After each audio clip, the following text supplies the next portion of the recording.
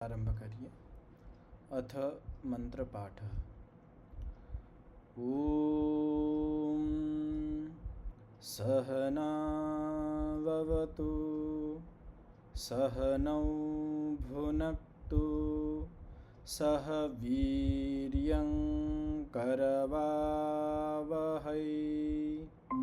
तेजस्विनावधीतमस्तु मा विद्विषावहै।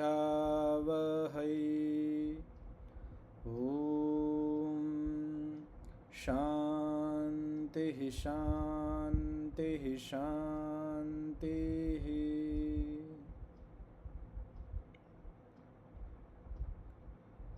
ગઈકાલના પાઠમાંથી કોઈને કંઈ પૂછવું હોય તો પૂછી શકો છો, નકર પછી આપણે આગળ વધશું.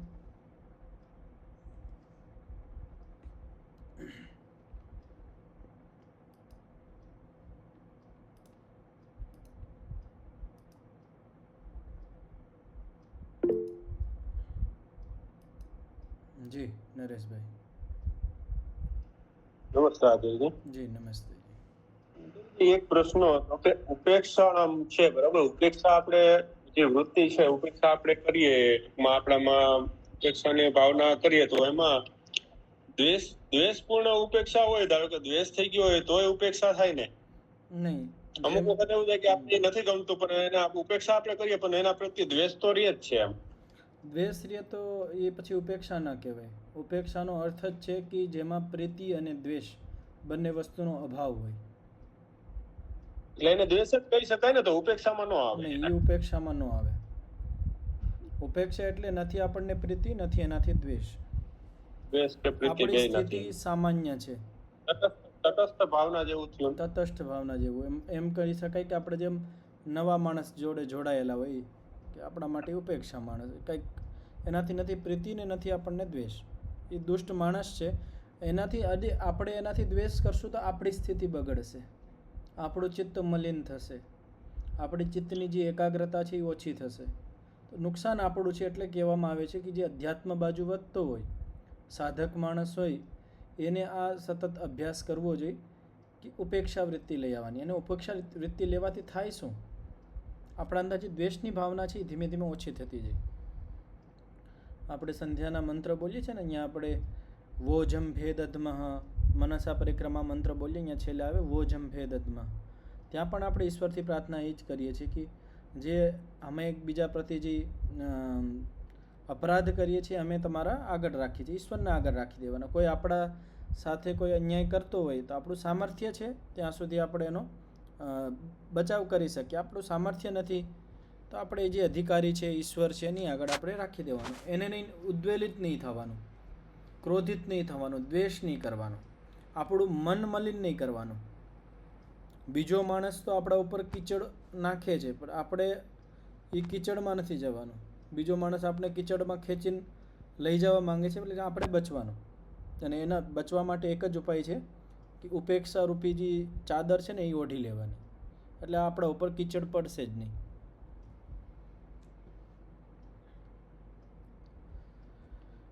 હવે અહીંયા જે ચિત્તની સ્થિતિ છે, પ્રશાંત વાહિતા સ્થિતિ, તો એ આપણે કઈ રીતે આપણે મેળવી શકીએ છીએ? આપણે ચિત્તને, આપણા મનને કઈ રીતે એકાગ્ર કરી શકીએ છીએ એના અહીંયા પરિકર્મો બતાવવામાં આવે છે, ઉપાયો બતાવવામાં આવે છે. તો ઉપરના જે બે સૂત્ર હતા, એક તો આપણે મૈત્રી કરુણા મુદિતોપેક્ષાણામ વાળો જે સૂત્ર જોયો હતો, અને બીજો પ્રચ્છર્દન વિધારણાભ્યામ. આ બે સૂત્રની અંદર જે પહેલો સૂત્ર હતો એમાં ભાવનાથી કે આપણે સારી ભાવના બનાવીએ, મૈત્રી, કરુણા, મુદિતા અને ઉપેક્ષા, આ 4 પ્રકારની ભાવના આપણે બનાવીએ તો આપણું ચિત્ત છે એ શુદ્ધ થાય. અને જ્યારે ચિત્ત શુદ્ધ હોય તો પ્રસન્ન થાય, અને પ્રસન્ન થાય તો એ એકાગ્ર અવસ્થાને પ્રાપ્ત થાય, સમાધિને પ્રાપ્ત કરી શકે છે. તેવી જ રીતે પ્રચ્છર્દન અને વિધારણથી પણ બતાવવામાં આવ્યું હતું. હવે આગળ 35મા સૂત્રની અંદર એ જ વિષયને આગળ વર્ણન કરવામાં આવે છે कि विषयवती वा प्रवृत्ति उत्पन्ना मनसः स्थिति निबंधनी તો માઇક ખોલી લેજો અને ઉચ્ચારણ કરજો. વિષયવતી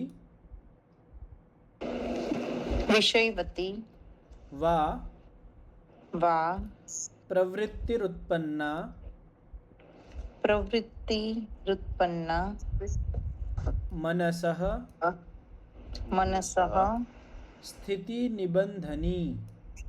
સ્થિતિનિબંધની. તો હવે આ સૂત્રની અંદર કહેવામાં આવે છે કે વિષયવતી પ્રવૃત્તિ જ્યારે આપણા મનની અંદર ઉત્પન્ન થાય. પ્રવૃત્તિ એટલે એક તો એ વૃત્તિ અને કે પ્રવૃત્તિ. પ્રવૃત્તિ એટલે પ્રકૃષ્ટ વૃત્તિ એટલે અનુભૂતિ. વિષયવાળી અનુભૂતિ જ્યારે આપણા મનની અંદર ઉત્પન્ન થાય ત્યારે એ વિષયવાળી જે પ્રવૃત્તિ છે, વિષયવાળી જે અનુભૂતિ છે, એ મનની સ્થિતિને નિબંધની સરખી રીતે નિશ્ચયથી બાંધી લે છે. મનની સ્થિતિ શું છે? પ્રશાંત વાહિતા સ્થિતિ. એટલે મનને એમાં સ્થાપિત કરી દે છે, મનને નિયંત્રણ કરી લે છે. જે મન ચંચળ હતું એ હવે બંધાઈ જાય છે, રોકાઈ જાય છે. આડાઅવરું વયું જતું હતું એ સ્થિર થઈ જાય છે. તો આજે એક ઉપાય બતાવવામાં આવે છે કે આપણે यदि આપણા મનને સ્થિત કરવું હોય, એકાગ્ર કરવું હોય, સમાધિ માટે તૈયાર કરવું હોય,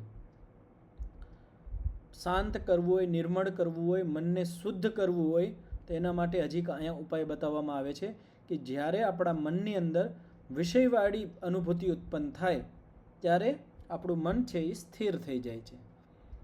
હવે વિષયવાળી પ્રવૃત્તિ એટલે શું એને આપણે વ્યાસભાષ્યમાં સમજવાનો પ્રયાસ કરશું. હવે અહીંયા એક વસ્તુ સમજવાની છે કે અત્યાર સુધી તો આપણે એમ જ સમજ્યા છીએ કે વિષયો છે એ આપણને સંસાર બાજુ લઈ જાય છે તો વિષયને મૂકી દેવા જોઈએ. અને અહીંયા કહેવામાં આવે છે કે વિષયનો ઉપયોગ કરવો જોઈએ. એક બાજુ તો કહેવામાં આવ્યું કે વિષય છે, વિષય સુખ ભોગ છે, એ યોગ માર્ગમાં બાધક છે. અને બીજું અહીંયા કહેવામાં આવ્યું છે કે એનો ઉપયોગ કરીને આપણે યોગ માર્ગમાં આગળ પર વધી શકીએ છીએ. પણ એ કઈ રીતે એને આપણે આ સૂત્રની અંદર સમજશું. વ્યાસભાષ્ય છે એમાં કહેવામાં આવ્યું છે નાસિકાગ્રે ધારયતો અસ્ય યા દિવ્ય ગંધ સંવિત્સા ગંધ પ્રવૃત્તિ. તો વિષય કેટલા હોય છે? 5. રૂપ, રસ, ગંધ, સ્પર્શ અને શબ્દ. આ 5 વિષયો છે. એમાંથી પેલું જે ગંધ વિષય ઉપર ચર્ચા કરવામાં આવી છે કે જ્યારે નાસિકાનો જે અગ્રભાગ છે, આગળનો ભાગ છે, અહીંયા આપણે ધારણા કરીએ, જ્યારે આપણે આંખ બંધ કરીને નાકના આગળના ભાગમાં જ્યારે આપણે મનને રોકી દઈએ તો શું થાય? દિવ્ય ગંધ સંવિત્સા થાય. દિવ્ય ગંધની સંવિત્સા એટલે જ્ઞાન. દિવ્ય ગંધની અનુભૂતિ થાય. દિવ્ય ગંધ એટલે સારી ગંધ. હવે કઈ રીતે? હવે આ સમજવાનું જરૂરી છે કે આપણે અત્યારે પણ આપણે આજુબાજુ ઘણી બધી ગંધ હોય છે. અમુક વસ્તુમાં હોય, ગમે આપણે ગંધ હોય પણ આપણે એને અનુભવ નથી કરતા, પણ એ ગંધ વધી જાય તો આપણને અનુભવ થવા માંડે છે. હવે આ પ્રકૃતિની એક પોતાની ગંધ છે. પ્રકૃતિની એટલે આપણે જે આ પૃથ્વી તત્વ છે, ગંધ કોનું ગુણ છે? પૃથ્વીનું ગુણ છે. અને પૃથ્વીનું એક ગંધ ગુણ છે. ગંધ એનો વિષય છે. આપણે અનુભવ કરી શકીએ જ્યારે વરસાદ થતો હોય ત્યારે કેવી સુગંધ આવે છે. આપણને બહુ સારી સુગંધની અનુભૂતિ થાય છે. વરસાદ થતો હોય પહેલો વહેલો અને આમ એટલી મસ્ત સુગંધ આવતી હોય. તો આ પૃથ્વીની અંદર, ધરતીની અંદર જે ગંધ છે એની મૂળ, એને આપણે અનુભવ નથી કરી શકતા. આપણે એટલા એકાગ્ર જ નથી. પણ જે આનો અભ્યાસ કરે, જ્યારે ઉપાસના માટે, ધ્યાન માટે બેસતો હોય ખુલ્લા એકાંત સ્થાનમાં, અને એ જ્યારે ધારણાનો અભ્યાસ કરતો હોય અને નાસિકાના આગળના ભાગમાં જ્યારે મનને અહીંયા લગાડે ત્યારે એને એક દિવ્ય ગંધની અનુભૂતિ થાય. આ યોગ દર્શનમાં કહેવામાં આવે છે. આ આપણને અત્યારે તો સમજાશે નહીં, પણ આપણે આનો અભ્યાસ કરશું તો આપણને લાગશે. અને આ ઘણા બધા સાધકો આનો અભ્યાસ કરતા હોય છે અને એની અનુભૂતિ થાય પણ છે. અને આમાં એવું પણ કહેવામાં આવે છે કે જે રૂમની અંદર યા જે જગ્યાએ એ જે ગંધની ધારણા કરે નાસિકાના અગ્ર, તો એને ગંધ આવવા માંડે છે, અને પછી આજુબાજુમાં પણ એ ગંધ આવવા માંડે છે, એની સુગંધ આવવા માંડે છે, એવું કહેવામાં આવે છે. પણ આ વિચારણીય વિષય છે. પણ સામાન્ય રૂપથી આપણે વિચારી શકીએ છીએ કે આપણે એકદમ શાંત બેઠા હોય, એકદમ મન આપણું શાંત હોય, થોડીક પણ આપણું સહેજ એવી ગંધ આવે તો આપણું ધ્યાન વયું જાય, અને આપણે મતલબ મન આપણું એકાગ્ર થાય. જ્યાં ગંધ હોય ત્યાં આપણે એક બીજો અભ્યાસ પણ આનો કરતા હોય. બીજો કઈ રીતે, કપૂરની ગોળી હોય, કપૂરની ગોળી લઈ લેવાની અને એને આમ નાકને આગળ લગાવીને સૂંઘીને પછી સાઈડમાં મૂકી દેવાની. પછી જે કપૂરના ગોળીની જે ગંધ છે એનો અનુભવ કરવાનો. તો એનાથી શું થશે, આપણું જે મન છે ને એ બીજી વૃત્તિઓથી હટી જશે અને શાંત થઈ જશે, એની મૂળ સ્થિતિમાં વહી જશે. થોડીક વાર પછી પાછી ગંધ લેવાની. આ અભ્યાસ છે કે આપણે ચિત્તને સ્થિર કરવાનો અભ્યાસ કરીએ છીએ. કપૂરની ગોળી છે કે બીજી ગમે એ સારી વસ્તુ લઈ શકીએ, ચંદનની લાકડું છે કે ગમે એ વસ્તુ જે સારી સુગંધ હોય, જે આપણને પસંદ હોય, એનાથી પણ આપણે આ ઉપાયો છે, ચિત્તને એકાગ્ર કરવા માટે ઉપાય છે. તો જ્યારે માણસ નાસિકાના આગળના ભાગમાં ધારણા કરે છે તો એને દિવ્ય ગંધની સંવિતતા થાય છે, ધ્યાન ઉત્પન્ન થાય છે, અને આનાથી શું થાય, એનું મન ધીમે ધીમે એકાગ્ર થઈ જાય છે. આના પછી કહેવામાં આવે છે જીહ્વાગ્રે રસ સંવિત. આપણી જીભ છે એના જે આગળનો ભાગ છે, આ તીખો જે આગળનો ભાગ, ત્યાં આપણે આપણા મનને રોકીએ તો આપણને રસનું જ્ઞાન થાય. કેવા રસનું? દિવ્ય રસનું. જે અહીંયા વસ્તુ હતી એ જ વસ્તુ અહીંયા જોડવાની. નાસિકાગ્રે એમ જ જીહ્વા અગ્રે ધારયતો અસ્ય યા દિવ્ય રસ સંવિત સા રસ પ્રવૃત્તિ. આવી રીતનું વાક્ય બનશે કે જ્યારે આપણે જીભની આગળના ભાગમાં ધારણા કરીએ, આપણે આપણા મનને ત્યાં રોકી રાખીએ તો એનાથી આપણને દિવ્ય રસની અનુભૂતિ થાય અને એનાથી પણ આપણું મન એકાગ્ર થાય. આને આપણે બધા થોડોક પ્રેક્ટિકલ રૂપમાં અભ્યાસ કરીશું. આંખ બંધ કરી લેવાની છે, એકદમ મન એક જગ્યાએ શાંત, આંખ બંધ કરીને આપણી જે જીભ છે એ જીભના આગળના ભાગમાં થોડીક વાર મનને રોકી રાખવાનું છે. પ્રયાસ કરો, બધા આંખ બંધ કરી લેજો અને જીભના આગળના ભાગમાં થોડીક વાર ધારણા કરજો, મનને અહીંયા ટકાવી રાખજો. તમને કેવી અનુભૂતિ થાય છે?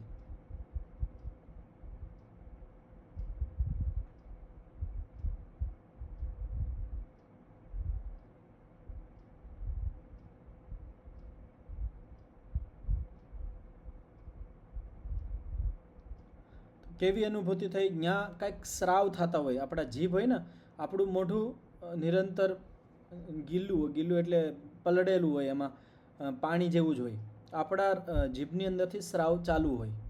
તો તમે અનુભવો કર્યો હશે કે આપણો જે જીભનો આગળનો ભાગ છે ત્યાં આપણે અનુભવ કરીએ ને તો આપણે રસ આવતો હોય એવી રીતનો અનુભવ થાય.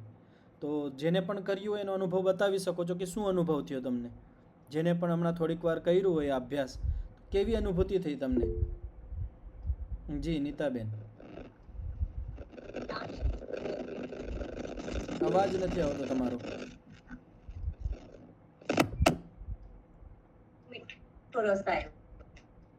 હા બોલો નીતાબેન, શું કહેતા હતા? મીઠો લાળ ટપકતો એવો રસ આવ્યો. પ્રિયંકાબેન?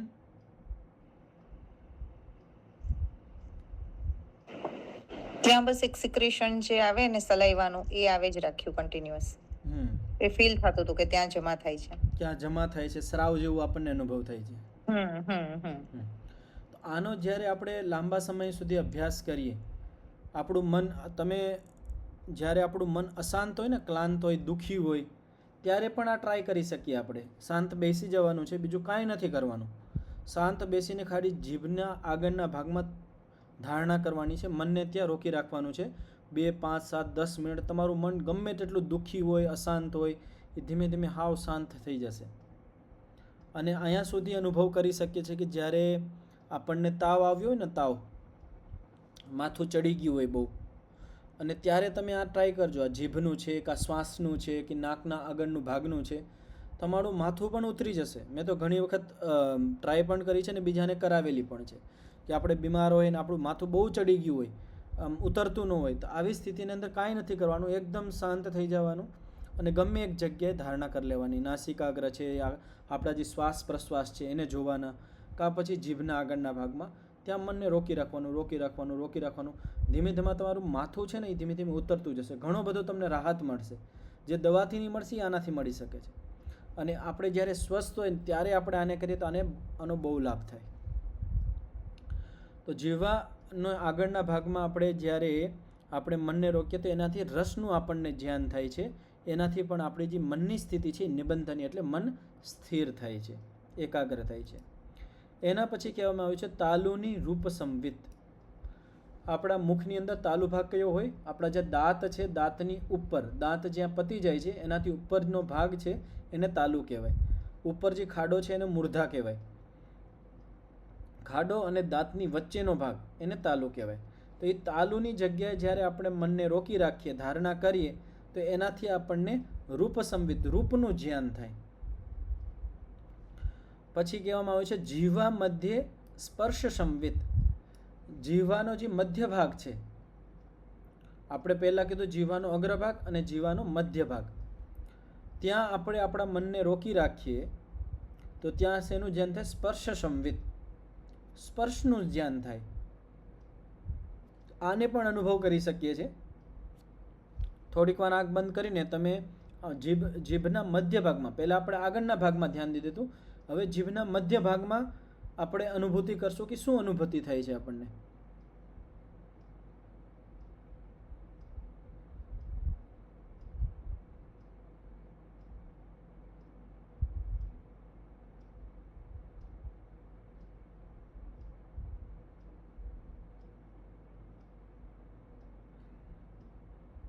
શું અનુભૂતિ થઈ? જેને કંઈક અનુભૂતિ થઈ એ બતાવજો. જીભના મધ્યના ભાગમાં આપણે મનને રોકવાથી કેવી અનુભૂતિ આપણને થાય છે? શું ફીલ થાય છે? કોઈને અનુભૂતિ નથી થઈ તો આપણે જ્યારે શ્વાસ લઈને, શ્વાસ તમે ધ્યાનથી જોજો, જીભના મધ્યમાં સ્પર્શ થતો એટલે ઠંડક જેવી તમને અનુભવ થશે. મન એકદમ શાંત હોવું જોઈએ અને મનની અંદર આપણા ખાલી જે જીવવાનો મધ્ય ભાગ છે તેની અનુભૂતિ કરવાની. તો આપણો જે શ્વાસ જતો હોય ને એનો સ્પર્શ થાય, હલકો આમ જે કેવો સ્પર્શ થાય અને સ્પર્શની અનુભૂતિ થાય, આપણે ઠંડક જેવું અનુભૂતિ થાય. આનો પણ અભ્યાસ કરીએ આપણે તો આનાથી પણ આપણું જે મન છે ને એ એકાગ્ર બને, આપણું ચિત્ત એકાગ્ર થાય. હવે જીભની ત્રણ સ્થાન છે, અગ્રભાગ, મધ્ય ભાગ, હવે છેલ્લો ભાગ કહેવામાં આવે છે જીહ્વા મૂલે શબ્દ સંવિત. આપણા શબ્દ ક્યાંથી આવે છે? કંઠથી આવે છે, જીહ્વા મૂળથી આવે છે. અહીંથી જીભ જ્યાં હોય અહીંથી આપણે શબ્દ બહાર નીકળીએ છીએ. તો જીહ્વા મૂળમાં જ્યારે આપણે ધારણા કરીએ, મન આપણે ટકાડીએ તો શબ્દ સંવિત થાય, શબ્દનું જ્ઞાન થાય. તો એતાહ વૃત્તયઃ ઉત્પન્નાશ્ચિત્તમ સ્થિતૌ નિબધ્નન્તિ.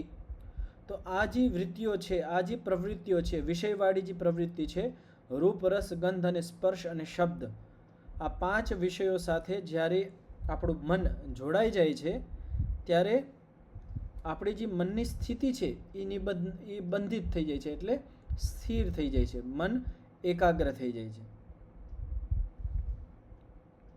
હવે આપણે આખો દિવસમાં એટલા બધા કાર્ય કરતા હોય, આપણે બધા વિષય સાથે જોડાયેલા હોય, આમાં થાય શું કે આપણે એકાગ્ર ન હોય. આપણે જમતા હોય યાર, આપણું મન ક્યાં હોય? આપણને જે રસ આવતો હોય ભોજનનો જ ખ્યાલ ન હોય, બહુ થોડોક ખ્યાલ હોય. અને આપણને બહુ ભૂખ હોય, તીવ્ર ભૂખ હોય, 1-2 દીથી ભૂખા હોય આપણે, અને પછી આપણા મોઢાની અંદર ખાલી સૂકી રોટી હોય, એ પણ જાય તો એ પણ મીઠી લાગે છે. આપણું મન એકાગ્ર થાય છે એકદમ. એટલું જ્યારે આપણે ભૂખ હોય, ગમે એ વસ્તુની ભૂખ હોય ને ત્યારે આપણને એનો રસ આવે છે. જેવી રીતે ભોજનમાં ઉદાહરણ છે, તેવી જ રીતે ગમે ત્યાં આપણને ભૂખ થશે, લાલસા થશે, ત્યારે જ રસ આવશે. આ અધ્યાત્મનું જીવન પણ એવું છે. જ્યાં સુધી આપણને અધ્યાત્મની ભૂખ નહીં લાગે ને ત્યાં સુધી આમાં રસ નહીં આવે. આની ભૂખ લગાડવી પડશે. જેવી રીતે કસરત કરીને, પ્રાણાયામ કરીને આપણને શરીરની ભૂખ વધતી હોય, ભૂખ લાગે, સારી ભૂખ લાગે, તેવી જ રીતે અધ્યાત્મની અંદર સ્વાધ્યાય કરીને, પ્રવચન એવું બધું સાંભળીને, આવું કરીને ધીમે ધીમે, ખાલી સાંભળવાનું નહીં, કે જે આપણે વાંચીએ છીએ, સાંભળીએ છીએ, એને થોડું થોડું જીવનમાં લઈ આવવાનું. જ્યારે એને જીવનમાં લઈ આવશું તો આપણી અધ્યાત્મનું શરીર છે એની તાકાત વધશે, શક્તિ વધશે અને એની ભૂખ વધશે કે હવે હા આપણને લાભ થાય છે, અને એને આનંદ આવવા માંડશે અને એની ઈચ્છા થશે કે હજી હું આધ્યાત્મને જાણું, હજી હું આ શાસ્ત્રને જાણું. હજી આપણને એટલી બધી ઘણા બધાની ઈચ્છા જ ન થતી હોય કે આપણે આ બધું શું સાંભળવું, આના કરતાં તો ઓમ જ શાંતિ છે. ઘણા બધાને કંટાળો આવતો હોય, આમાં રુચિ ન થતી, કારણ કે ભૂખ જ નથી ઉત્પન્ન થતી. પણ જ્યારે અધ્યાત્મની ભૂખ ઉત્પન્ન થાય ત્યારે આમાં રસ આવવા માંડે, સુખ આવવા માંડે. તો એ ક્યારે થાય? જ્યારે આપણે એકાગ્ર હોય. ગમે એ વિષયમાં આપણે કોઈના જોડે વાત કરતા હોય, આપણું મન ત્યાં કેટલું એકાગ્ર હોય? પૂરી રીતે એકાગ્ર ન હોય. આપણે બીજું વિચારતા હોય, બીજાને જોતા હોય, ત્યાંય ધ્યાન હોય, વાત કરતા હોય. પણ જે માણસનું મન એકાગ્ર હોય ત્યાં જ હોય, એ વિષય સાથે જોડાયેલો હોય, તો એનું મન એકાગ્ર થતું જાય, એ વિષય સાથે જોડાતું જાય. બીજો શું લાભ થાય છે? તો સંશયમ વિધમંતી. આ મોટો લાભ કહેવામાં આવ્યો છે કે જ્યારે આ વિષયવાળી પ્રવૃત્તિ, વિષયવાળી અનુભૂતિથી આપણું મન જ્યારે એકાગ્ર થાય છે ત્યારે આપણા જે સંશયો છે એનો વિનાશ થાય છે. હવે આ કઈ રીતે થઈ શકે છે? હવે નાસિકાના આગળના ભાગમાં આપણે ધારણા કરીએ, મનને અહીંયા લગાડીએ, આનાથી સંશયોનો નાશ કેવી રીતે થઈ શકે છે? આને આવી રીતે સમજવાનું કે નાસિકાના આગળના ભાગમાં જ્યારે આપણે મનને લગાડીએ તો ધીમે ધીમે કરતાં આપણું મન એકાગ્ર થઈ જાય છે. અને જ્યારે મન એકાગ્ર થઈ જાય છે તો હવે આપણે ગમે એ વિષયમાં આપણે વિચાર કરીશું તો આપણને જે સંશયો છે એ દૂર થતા જશે. અને આપણે અનુભૂતિ પણ કરી શકીએ છીએ કે ઘણી બધી વખત આપણા ઘણા બધા સંશયો હોય અને આપણે શાંત બેઠા હોય, એકદમ મન આપણું શાંત, એકાગ્ર હોય, સત્વ પ્રધાન હોય, અને એ આપણા સંશયો દૂર થઈ જાય છે. આપણને આશ્ચર્ય લાગે કે કેવી રીતે મારું આ સંશયો તો જો એકદમ નીકળી ગયો. અંદરથી જ એવી આપણને અનુભૂતિ થાય છે. તો આપણે જ્યારે આ ધારણાનો અભ્યાસ કરીએ, નાસિકાગ્ર છે કે જીવાગ્ર છે, તો આનાથી જે મનની એકાગ્ર શક્તિ છે ને એ ધીમે ધીમે વધતી જાય. અને મનની એકાગ્ર શક્તિ જ્યારે વધતી જાય તો આપણે મનને જે ક્ષેત્રમાં, જે વિષયમાં લગાડીએ એ વિષયમાં સારી રીતે લાગે, એ વિષય આપણે સારી રીતે સમજમાં આવવા માંડે, અને એ વિષયમાં જે આપણે સંશયો છે એ ધીમે ધીમે દૂર થતા જાય. બીજો શું લાભ થાય છે? તો સમાધિ પ્રજ્ઞાયામ ચ દ્વારી ભવંતી હતી. અને આ જે વિષયવાળી જે પ્રવૃત્તિ છે, વિષયવાળી જે અનુભૂતિ છે, એ સમાધિ પ્રજ્ઞાનો દ્વાર બની જાય છે. એટલે આપણને સમાધિ પ્રજ્ઞા બાજુ દ્વાર ખુલી જાય છે, સમાધિ પ્રજ્ઞા બાજુ લઈ જાય છે. આપણી બુદ્ધિ એટલી પવિત્ર અને એકાગ્ર થતી જાય છે તો હવે આપણને સમાધિના જે વિષયો છે એ સમજમાં આવવા માંડે છે. જે શાસ્ત્રોની ગહન વાતો છે એ આપણને સમજમાં આવવા માંડે છે.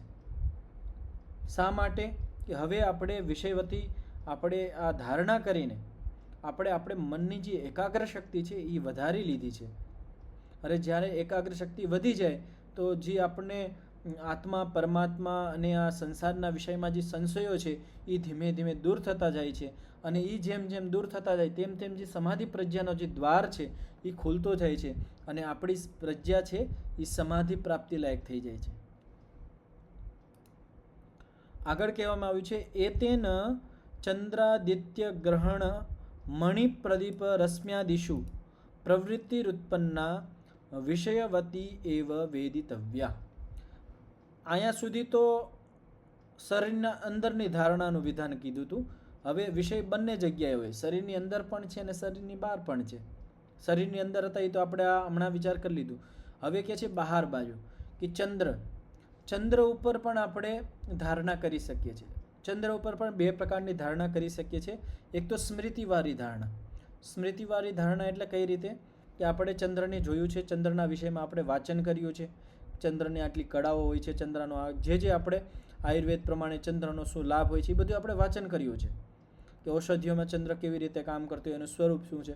હવે એ ચંદ્રનું ધ્યાન આપણા અંદર છે. હવે આપણે આંખ બંધ કરીને જ્યારે ચંદ્રના વિષયમાં વિચાર કરવા માંડીએ તો જે ચંદ્રનું સ્વરૂપ આપણા સામે આવવા માંડે, આપણું મન એકાગ્ર થતું જાય.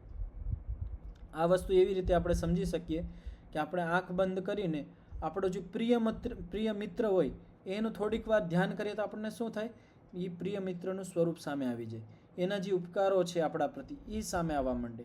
આપણે આપણા માતા પિતાનું પણ આપણે કરી શકીએ છીએ કે આપણા માતા પિતા એનું આપણે થોડીક વાર ધ્યાન કરીએ તો આપણા માતા પિતાનું જે સ્વરૂપ છે એના ઉપકારો છે એ આપણા મનમાં આવવા માંડે, ધીમે ધીમે એનો વિચાર કરવા માંડીએ. તો તેવી જ રીતે અહીંયા કહેવામાં આવ્યું છે કે જે ચંદ્ર ઉપર પણ આપણે ધારણા કરી શકીએ છીએ. તો એક તો છે આંખ બંધ કરીને, બીજી છે આંખ ખોલીને, કે ચંદ્ર છે સાંજનો અને એની ચંદ્રને તમે જોવો છો અને ત્યાં સતત તમે જોઈ રહ્યા છો, તમારે નેત્રથી તમે એને જોવો છો ને એકાગ્ર થઈ ગયા છો. હવે જોતાં જોતાં આપણને એનું ધ્યાન થતું જાય છે. બે પ્રકાર થઈ ને ધ્યાન, એક તો આપણા સામે જે માણસ આવતો હોય એને જોઈને પણ આપણને ધ્યાન થતો હોય અને જે માણસને આપણે પહેલાં જોતો હોય એનું પણ આપણે સ્મૃતિમાં ધ્યાન કરતા હોય. બંને પ્રકાર આપણે ધ્યાન કરીએ છીએ. તો આ બંને પ્રકાર અહીંયા પણ આપણે કરી શકીએ કે ચંદ્રના વિષયમાં એક તો આંખ બંધ કરીને મેં તમને કીધું, બીજું કે આપણે ગમે ત્યારે જ્યારે ચંદ્રમાં પૂર્ણિમાનો હોય કે ગમે તેવો હોય આપણે છત ઉપર જઈને આપણે ખાલી કાંઈ નથી કરવાનું, ચંદ્રમાં જ જોઈ રાખવાનું છે અને ધીમે ધીમે આપણું મન છે એકાગ્ર થશે અને ચંદ્ર વિષયક જે વિચારો છે એ જ આપણા મનના અંદર આવવા માંડશે, બીજા વિચારો બીજી વૃત્તિઓ રોકાઈ જશે. તેવી જ રીતે આદિત્ય એટલે સૂર્ય વિષયમાં જે પણ આપણને જ્ઞાન છે, જે વાંચન કર્યું છે, આંખ બંધ કરીને એના ઉપર વિચાર કરશું તો સૂર્યનું સ્વરૂપ ને એ બધું એ જ વિષય એક વૃત્તિ આપણા મનમાં ચાલુ થઈ જશે અને આપણું મન ત્યાં બંધાઈ જશે, આપણી સ્થિતિ ત્યાં બંધાઈ જશે. અને બીજું છે સૂર્યને જોવાનું, એટલે એવું નહીં કે સૂર્ય તેજ હોય ને આપણે જોઈ રાખીએ તો એનાથી આંખ ખરાબ થઈ જશે, એ વિધિ ખોટી છે. કઈ રીતે જોવાનું, જ્યારે સવાર કા સાંજનો જે સૂરજ હોય થોડોક ઉગેલો હોય એને આપણે જોઈ શકીએ છીએ. તો એને જોઈને પણ આપણે અભ્યાસ કરી શકીએ છીએ. સવારે જ્યારે ઉગમનો સૂરજ હોય ત્યારે એને જોઈને આપણે આપણી મનની સ્થિતિ એકાગ્ર કરી શકીએ છીએ. પછી કહેવામાં આવ્યું છે મણીને પણ આપણે સામે જોઈને આપણે મનને સ્થિત કરી શકીએ છીએ. પછી છે પ્રદીપ તો પ્રસિદ્ધ છે અત્યારે લોકની અંદર. જે દીવો પ્રગટાવીને દીવાની જે લો હોય એને જોતું રહેવાનું, ત્રાટક જેને કહેવાય. આ તો અત્યારે ઘણા બધા ડૉક્ટરો પણ કરાવતા હોય, જે માનસિક રોગી હોય એનું મન શાંત કરવા માટે પણ આ ઉપાય કરતા હોય. પણ આપણે પણ કરી શકીએ છીએ કે આપણું મન ચંચળ હોય તો આપણા ઘરમાં દીવો હોય તો આનો પણ અભ્યાસ કરી શકીએ છીએ કે દીવો પ્રગટાવીને એની જે લો હોય એને સતત જોતું રહેવાનું. તો એનાથી શું થઈ જશે, આપણા મન છે ને એક જગ્યાએ બંધાઈ જશે. બીજી જે આપણા મનની અંદર વૃત્તિઓ છે જેને આપણે ધરાર રોકતા હતા ને રોકાતી નહોતી, એ હવે રોકાઈ જશે. આ ઉપાય છે કે આપણે સામાન્ય રીતે આપણા મન અને ચિત્તને રોકવા માંગીએ છીએ, એની વૃત્તિઓ રોકવા માંગીએ છીએ પણ રોકાતી જ નથી. મન બહુ ચંચળ છે, આપણા સંસ્કારો જેવા છે, આપણે બહુ પુરુષાર્થ કરીએ છીએ કે આ મન એકાગ્ર થાય તો જ હું આ સમાધિમાં લગાડી શકીશ, પણ મારું મન જ એકાગ્ર નથી થતું. તો એના માટે ઉપાયો કહેવામાં આવે છે. તો તમે આવી રીતે પણ અભ્યાસ કરી શકો છો કે આ ચંદ્ર છે, આદિત્ય છે, મણિ છે, પ્રદીપ છે. એક વસ્તુ છૂટી ગઈ, ગ્રહ એટલે જે તારા, આપણે રાત્રિની અંદર જે તારા હોય એને ગમે એક તારાને જોઈ પણ આપણે ધ્યાન લગાડી શકીએ છીએ, ધારણા કરી શકીએ છીએ. પ્રદીપનું મેં તમને સમજાવ્યું. પછી કીધું રશ્મિ એટલે પ્રકાશ. ગમે એ પ્રકારનો પ્રકાશ હોય, રશ્મિ હોય, કિરણ હોય એના ઉપર પણ આપણે ધારણા કરી શકીએ છીએ. તો આ રીતે જ્યારે આપણે પ્રવૃત્તિ કરીએ, અનુભૂતિ કરીએ, આવી રીતની જ્યારે વૃત્તિ આપણા મનની અંદર આપણે ઉત્પન્ન કરીએ યા ઉત્પન્ન થાય ત્યારે વિષયવતી એવ વેદિતવ્ય. તો આ વિષયવાળી કહેવાય. આ જે શબ્દ રૂપ રસ ગંધ સ્પર્શ શબ્દ, આ જે 5 વિષયો છે આ બાહ્ય રૂપમાં કહેવાય અને આંતરિક રૂપમાં કહેવાય. તો આ પણ વિષયવતી છે. તો આ પ્રકારે વિષયવાળી આપણે જ્યારે પ્રવૃત્તિ આપણા મનની અંદર ઉત્પન્ન થાય, આ રીતની જ્યારે આપણા મનની અંદર અનુભૂતિ થાય ત્યારે આપણું મન છે એ સ્થિત થઈ જાય, મનની સ્થિતિ બંધાઈ જાય છે, મન એકાગ્ર થઈ જાય છે. આ પેરેગ્રાફ બધાને સ્પષ્ટ થયો? આમાં કોઈને કંઈ પૂછવું હોય તો પૂછી શકો છો. આગળ કહેવામાં આવ્યું છે યદ્યપિ હિ તત્તચ્છાસ્ત્રમ અનુમાન આચાર્યોપદેશૈર અવગતમ અર્થતત્વમ સદ્ભૂતમેવ ભવતિ એતેષાં યથાભૂતાર્થ પ્રતિપાદન સામર્થ્યાત. હવે શું કહેવામાં આવે છે આ પેરેગ્રાફની અંદર કે આપણે 3 પ્રકારથી જ્ઞાન પ્રાપ્ત થાય છે. તો પહેલો કહ્યું તત્તત્શાસ્ત્રમ, જે વિષયનું આપણે ધ્યાન કરવું હોય એ વિષયનું આપણે શાસ્ત્ર ભણીએ. દાખલા તરીકે આપણને यदि ડૉક્ટર બનવું હોય તો જે ડૉક્ટરના જે પુસ્તકો છે, શાસ્ત્રો છે, બુક્સ છે એનું વાંચન કરીએ આપણે. બીજું શું છે કે ખાલી બુકથી ધ્યાન ન થાય, આપણે પછી બીજું કરીએ અનુમાન. અનુમાન આપણા ધ્યાનનું બહુ મોટું સાધન છે. આપણે ઘણી બધી વસ્તુ વાંચતા હોય અને વાંચ્યા પછી એ વાંચ્યાના આધારે આપણે ઘણું બધું અનુમાન કરતા હોય. અનુમાન પછી છે આચાર્યોપદેશ, જે અધ્યાપક છે, ટીચર છે, જે આપણને ભણાવતા હોય એનાથી. તો આ 3 વસ્તુથી, શાસ્ત્ર, અનુમાન અને આચાર્યનો ઉપદેશ. તો આ 3 વસ્તુથી અવગતમ અર્થતત્વમ સદ્ભૂતમ એવ ભવતિ, આપણે ગમે એ પદાર્થનો અર્થ સમજીએ છીએ અને વાસ્તવિક અર્થ સમજીએ છીએ. કારણ કે એ યોગ્ય હોવો જોઈએ. માની લો કદાચ ભણાવવાવાળો યોગ્ય ન હોય તો વાત જુદી છે, પણ સામાન્ય રૂપે જે આપણને ભણાવતા હોય તે શાબ્દિક રૂપમાં તો સાચું જ ભણાવવાના હોય. જે પુસ્તકની અંદર છે એ જ તમને સમજાવવાના હોય. બધી વસ્તુ તો આપણને ખાલી પુસ્તક વાંચવાથી સમજમાં નથી આવવાની. ઘણી બધી વસ્તુ આપણને અધ્યાપક છે, ટીચર છે, ગુરુજી, આચાર્ય એનાથી આપણે સમજવી પડે છે. તો એનાથી શું થાય, આપણને સદ્ભૂતમ એવ ભવતિ, જે અર્થનું જે તત્વ છે, અર્થનું જે સ્વરૂપ છે એનું આપણને વાસ્તવિક ખબર પડી જાય છે. એતેષામ યથાભૂતાર્થ પ્રતિપાદન સામર્થ્ય. આ વસ્તુ ધ્યાનથી સમજજો કે એતેષામ, કે આ જે 3 છે, શાસ્ત્ર, અનુમાન અને આચાર્ય, એની અંદર એ સામર્થ્ય છે કે એ જે પદાર્થનું જે સ્વરૂપ છે એ આપણને યથાર્થ રૂપમાં સમજાવી શકીએ છીએ. यदि સામર્થ્યનો અભાવ હોય તો ન સમજી શકીએ, પણ આ સામર્થ્યવાન હોય તો આપણે બધા જ જે પદાર્થનું સ્વરૂપ છે એ સદભૂત રૂપમાં, યથાર્થ રૂપમાં આપણને સમજમાં આવી જાય છે.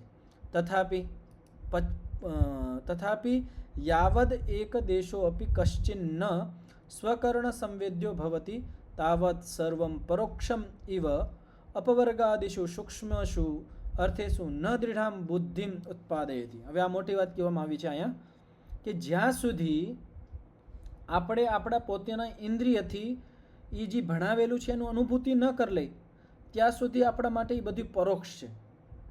અને પરોક્ષ હોય તો એ જે સૂક્ષ્મ વિષય છે એ સૂક્ષ્મ વિષયમાં આપણી બુદ્ધિ દૃઢ ન થાય. આપણે આ વિષયને સાધારણ દાખલાથી સમજી લઈએ. જે આ મેડિકલ લાઇનમાં જે ભણતા હોય ડૉક્ટરની, જ્યારે એ શાબ્દિક રૂપમાં ભણતા હોય, માની લો એની પુસ્તક છે એ ભણી લીધું, એનાથી અનુમાન પણ કર્યું, વિચાર ચિંતન પણ કર્યું, જે અધ્યાપક ટીચર હતા એને પણ એ વિષયક ચિકિત્સા વિષયનું એને ભણાવી દીધું. ઠીક છે. હવે જ્યાં સુધી એનું અનુભૂતિ નહીં કરશે એના ઇન્દ્રિયથી, તો એના માટે શું કરવામાં આવે, એને પ્રેક્ટિકલ કરવામાં આવે. શું કરવામાં આવે? પ્રેક્ટિકલ. એની સામે બધું કરાવવામાં આવે. જ્યારે પ્રેક્ટિકલ રૂપમાં એને જ્ઞાત થઈ જાય તો હવે એનો વિશ્વાસ વધે અને એની જોડાયેલી જે બીજી વસ્તુઓ છે એ પણ એને સમજમાં આવે. તો તેવી જ રીતે અહીંયા કહેવામાં આવ્યું છે કે અધ્યાત્મના માર્ગમાં આપણે ઘણા બધા શાસ્ત્રોનું વાંચન કરતા હોય, ચિંતન મનન કરતા હોય, આચાર્ય ગુરુજનોનો આપણે ઉપદેશ સાંભળતા હોય અને એનાથી આપણને ઘણું બધું શાબ્દિક જ્ઞાન મળી જાય છે. યથાર્થ રૂપમાં શાબ્દિક જ્ઞાન મળી જાય છે. આપણને ખબર છે કે યમ નિયમોનું પાલન કરવું જોઈએ, એ યથાર્થ રૂપમાં આપણને ખબર પડી જાય છે. પણ આનું પ્રેક્ટિકલ આપણે આપણા જીવનમાં નથી કરતા. તો એ જ કહેવામાં આવે છે જ્યાં સુધી આપણે આપણા સ્વકરણ એટલે ઇન્દ્રિય, આપણા અંગ, આપણે પોતાના અંગથી એને અનુભવ નથી કરતા એ જ્ઞાનને, ત્યાં સુધી આપણા માટે એ બધું પરોક્ષ છે. પરોક્ષ અને પ્રત્યક્ષ 2 વસ્તુ હોય છે. પ્રત્યક્ષ એટલે આપણી સામે પ્રકટ રૂપમાં, પરોક્ષ એટલે આપણી સામે અપ્રકટ રૂપમાં છે. આ 2 વસ્તુ સમજજો. તો જ્યાં સુધી આપણે એ જે ભણાવેલું છે એને વ્યવહારમાં લાયા વગર આપણે જ્યાં સુધી આપણે એને અનુભૂતિ નહીં કરીએ ત્યાં સુધી આપણા માટે એ બધું અજાણું છે, પરોક્ષ છે. અને એનાથી શું થશે તો આપણે ગમે તેટલું વાંચી લઈએ, ગમે તેટલું ચિંતન મનન કરી લઈએ, ગમે તેટલું આપણે આચાર્ય ગુરુજનોનો ઉપદેશ સાંભળી લઈએ, જ્યાં સુધી આપણે એ વસ્તુને આપણે જીવનમાં નહીં લઈ આવશું ત્યાં સુધી જે આ અધ્યાત્મ માર્ગના શાસ્ત્રોના જે સૂક્ષ્મ વિષયો છે, ભોગ અને અપવર્ગ સુધી એટલે મોક્ષ સુધી પહોંચવાના જે સૂક્ષ્મ વિષયો છે, ન દૃઢામ બુદ્ધિમ ઉત્પાદયતિ, દૃઢ બુદ્ધિ ઉત્પન્ન નહીં કરી શકે. यदि આપણે આપણી દૃઢ બુદ્ધિ ઉત્પન્ન કરવી હોય કે આ જે શાસ્ત્રોના જે સૂક્ષ્મ વિષયો છે એને સમજવા હોય તો શું કરવું પડે કે જે શાસ્ત્રોમાં આપણે ચિંતન મનન જે કર્યું છે, આપણે ગુરુજનોથી, આચાર્યોથી જે ઉપદેશ સાંભળેલા છે એને થોડુંક કરીને આપણે જીવનમાં લઈ આવવાનું, વ્યવહારમાં લઈ આવવાનું, આપણે ઇન્દ્રિયોથી એને અનુભવ કરવાનું. જ્યારે આપણે અનુભવ કરશું તો શું થશે? ધીમે ધીમે ધીમે ધીમે કરતાં આપણને વિશ્વાસ જાગશે અને બીજા જે સૂક્ષ્મ વિષયો જે શાસ્ત્રોની અંદર કહેવામાં આવ્યા છે એને સંબંધિત એ આપણને દેખાવા માંડશે, પ્રત્યક્ષ થવા માંડશે અને આપણી બુદ્ધિ છે એ વિષયમાં દૃઢ થવા માંડશે. તસ્માત શાસ્ત્ર અનુમાન આચાર્યોપદેશો ઉપોદવલન અર્થમ એવ અવશ્યમ કશ્ચિદ અર્થ વિશેષ પ્રત્યક્ષી કર્તવ્ય. જો મેં જ હમણાં વાત કીધી એ જ વાત અહીંયા કહેવામાં આવી છે.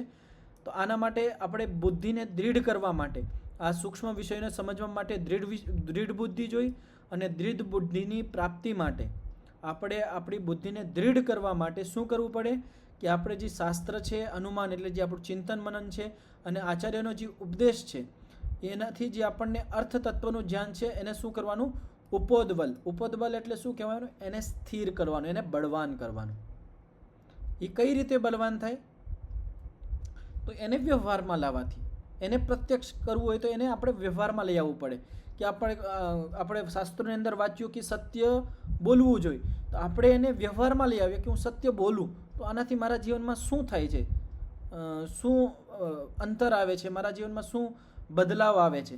તો એ એક વસ્તુને ખાલી ઘણી બધી એટલા બધી વસ્તુઓ આપણે સાંભળતા હોય, ઘણા બધા વિષયો આપણે શાસ્ત્રની અંદર વાંચતા હોય, બધા વિષયો તો આપણે એક સાથે ન કરી શકીએ, આટલું આપણું સામર્થ્ય નથી.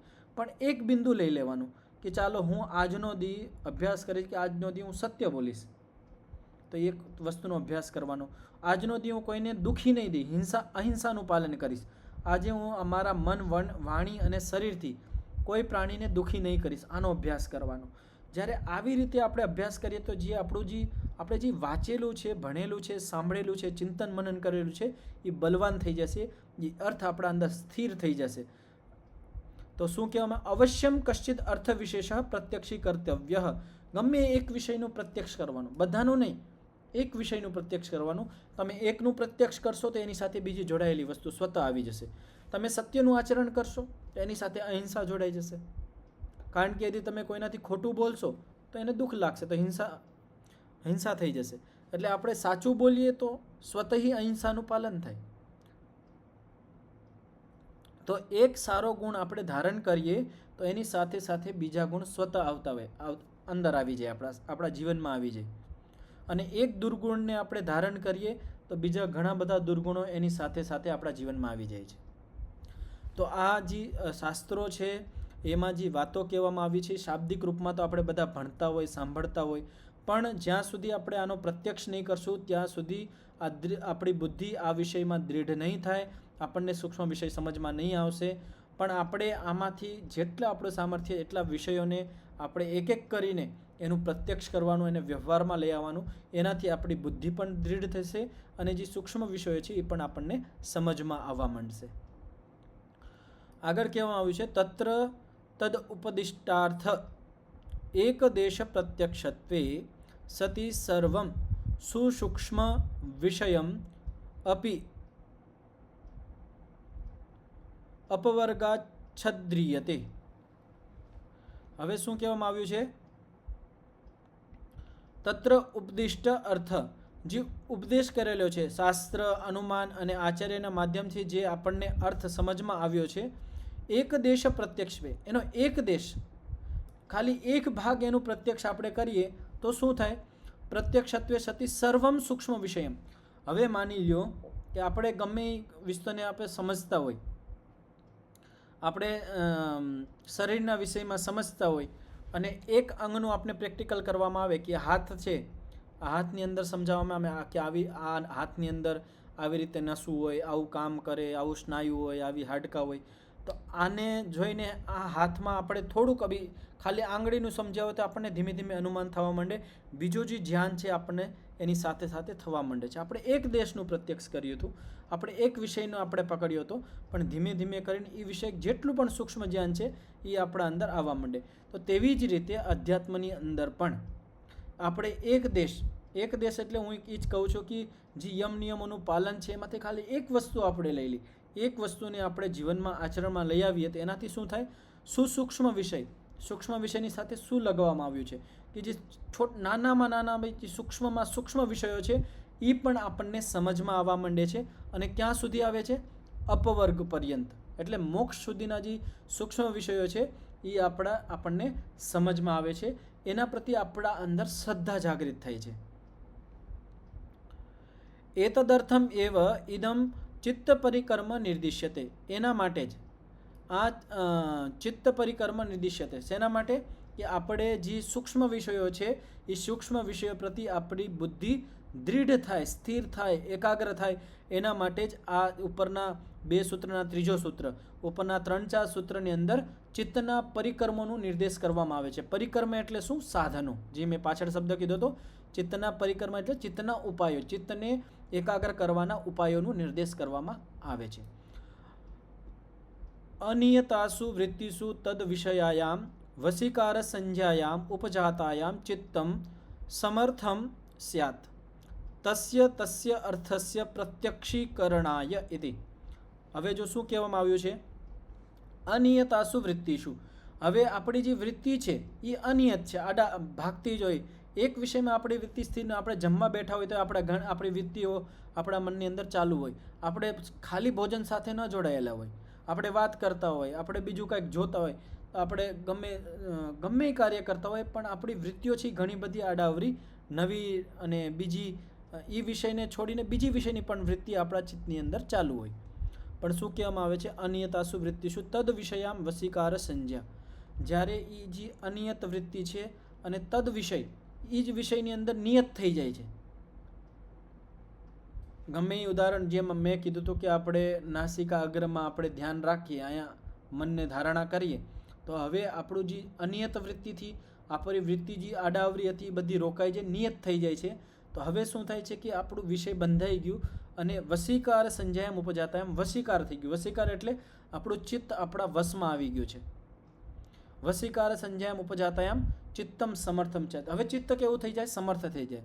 આપણે આપણા ચિત્તને સમર્થ કરવા માટે આપણે આપણા ચિત્તને વશમાં કરવું પડશે, એનું સામર્થ્ય વધારવું પડશે. જ્યારે ચિત્તનું સામર્થ્ય વધી જાય તો એનાથી શું થશે? સ્યાત તસ્ય અર્થસ્ય. જે વિષયમાં આપણે ચિત્તને લગાવીએ છીએ એ વિષયક આપણને અર્થનું પ્રત્યક્ષ થતું જાય છે. દાખલા તરીકે કે જે માણસ ગમે ભણતો, માની લો કોઈ એન્જિનિયરિંગનું ભણ્યો હોય, તો હવે જે એની બુદ્ધિનું સામર્થ્ય વધ્યું છે, હવે એ બુદ્ધિને એ બીજી જગ્યા પણ વાપરી શકે. એવું જ નથી કે એ બુદ્ધિ એની ત્યાં જ ચાલશે. આ વસ્તુ સમજવાનો પ્રયાસ કરજો કે આપણે બુદ્ધિનું સામર્થ્ય એક જગ્યાએ વધારીએ છીએ, પણ એ બુદ્ધિનું સામર્થ્ય આપણે બીજા ઘણા બધા ક્ષેત્રોમાં કાર્ય આવે છે. દાખલા તરીકે આપણે આપણા શરીરનું બલ વધાર્યું હોય, કે આપણે હરોજ કૃષિ કર્મ કરતા હોય ને આપણા શરીરમાં જે બલ વધી ગયું હોય, એનાથી આપણે કૃષિ કર્મ સારું કરી શકીએ છીએ, ખેતીવાડી સારી રીતે કરી શકીએ છીએ. પણ આપણું આ બલ બીજી જગ્યાએ ઘરના બીજા કામમાં પણ કામ આવશે, બીજાના રક્ષણ માટે પણ કામ આવી શકે છે. એક સૈનિક છે, ખૂબ કસરત કરે છે, અને કસરત શા માટે કરે? કે દેશના રક્ષણ માટે. હવે જે એને બલ મળ્યું છે, જે શરીરનું સામર્થ્ય વધાર્યું છે, એ શરીરનું સામર્થ્ય એને બીજા કામોમાં પણ કામ લાગશે. તો તેવી જ રીતે આપણા જે ચિત્તનું, આપણી બુદ્ધિનું જે સામર્થ્ય વધી જશે. ક્યારે વધશે? જ્યારે આપણે ચિત્તની એકાગ્ર શક્તિ વધારશું, આપણે એને એક વિષયમાં સ્થિર કરીને આપણે એને ચિત્તનું સામર્થ્ય વધારી લેશું. તો હવે શું થશે? જે અર્થમાં, જે પદાર્થમાં, જે વિષયમાં આપણે આપણા ચિત્તને લગાડશું, એનું આપણને પ્રત્યક્ષ થવા માંડશે, એનું આપણને ધ્યાન થવા માંડશે. એટલે આજે આ સંસારની અંદર બધા એકાગ્રતા માટે મેડિસિન કરતા હોય છે, કે આપણું મન એકાગ્ર થવું જોઈએ, એના માટે ઘણા બધા ઉપાય કરતા હોય. અને બધાને ખ્યાલ છે કે જે આપણે ગમે ક્ષેત્રમાં સફળતા પ્રાપ્ત કરવી હોય તો આપણું એકાગ્રતા બહુ જરૂરી છે. અને એના માટે આ સંસારની અંદર ઘણા બધા ઉપાયો ચાલે છે. એ જ અહીંયા કહેવામાં આવ્યું છે કે અધ્યાત્મની અંદર પણ આવી જ વસ્તુ છે કે જ્યારે આપણે વિષયવાનું ચિત્ત કરીએ, એક વિષયમાં આપણે ચિત્તનો અભ્યાસ કરીએ, તો આપણું ચિત્તનું એકાગ્રતાનું સામર્થ્ય ધીમે ધીમે વધતું જાય.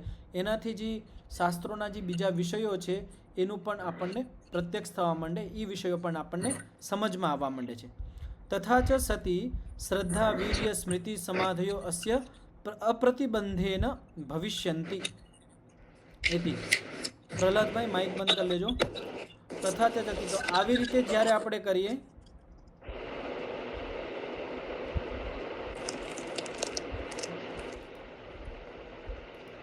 તો અહીંયા છેલ્લે કહેવામાં આવ્યું છે કે જ્યારે આપણે આનું પાલન કરીએ, આપણું ચિત્ત જ્યારે એકાગ્ર થઈ જાય અને આપણે ધારણાનો સારી રીતે અભ્યાસ કરી લઈ, આપણું જે વિષયવતી પ્રવૃત્તિનો ઉપયોગ કરીને આપણે ચિત્તને બાંધી લઈ, તો એનાથી શું થાય?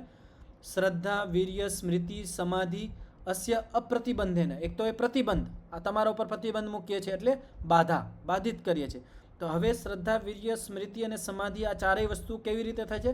વગર રોકાય, વગર પ્રતિબંધે, કોઈ પ્રતિબંધ નથી, સહજ રૂપમાં જ આપણું આ સિદ્ધ થઈ જાય છે. આપણા અંદર શ્રદ્ધા અધ્યાત્મ પ્રતિ સહજ ઉત્પન્ન થઈ જાય છે. વીર્ય, સ્મૃતિ, બ્રહ્મચર્યનું પાલન, સ્મૃતિ અને સમાધિ આ સહજતાથી આપણા જીવનમાં આવવા માંડે છે. આના જે પ્રતિબંધો છે એ બધા દૂર થઈ જાય છે. તેનાથી જ્યારે આપણી ચિત્તની એકાગ્ર શક્તિ વધી જાય છે, એનું સામર્થ્ય વધી જાય છે. તો આટલું જ રાખીએ, સમય થઈ ગયો છે. આ વિષયમાં જેને કોઈ પ્રશ્ન હોય તો કાલે રાખી શકો છો. વિચાર કરજો, વિષય બહુ સારો છે અને આ ચિત્તનો જ વિષય છે. કારણ કે યોગ દર્શન એટલે શું? ચિત્ત વૃત્તિઓનો નિરોધ કરવો, એનું નામ જ યોગ છે. પહેલાં જ પરિભાષા કીધી હતી. પણ ચિત્ત વૃત્તિઓનો નિરોધ કરવા માટે ચિત્તનું સ્વરૂપ છે, ચિત્તનું સ્વરૂપ શું છે, એને કેવી રીતે આપણે રોકી શકીએ છીએ, એના માટે આ બધો અહીંયા ઉપાય કહેવામાં આવે છે. ચિત્તનું સ્વરૂપને એને આપણે કઈ રીતે રોકી શકીએ છીએ, કઈ રીતે આપણે ચિત્તનું સામર્થ્ય વધારી શકીએ છીએ, ચિત્ત બહુ ચંચળ હોય તો એને કઈ રીતે આપણે એ ચંચળતાને દૂર કરીને એકાગ્ર કરી શકીએ છીએ, એ બધા ઉપાયો, એ બધા પરિકર્મો આ સૂત્રની અંદર વર્ણન કરવામાં આવે છે. ઓમ. 3 વખત શાંતિનું ઉચ્ચારણ કરીને આપણે આ પાઠનો વિરામ કરીશું. ઓમ શાંતિ શાંતિ શાંતિ. સર્વેભ્યો નમઃ. બધાને સાદર નમસ્તેજી. નમસ્તેજી. નમસ્તેજી. નમસ્તેજી.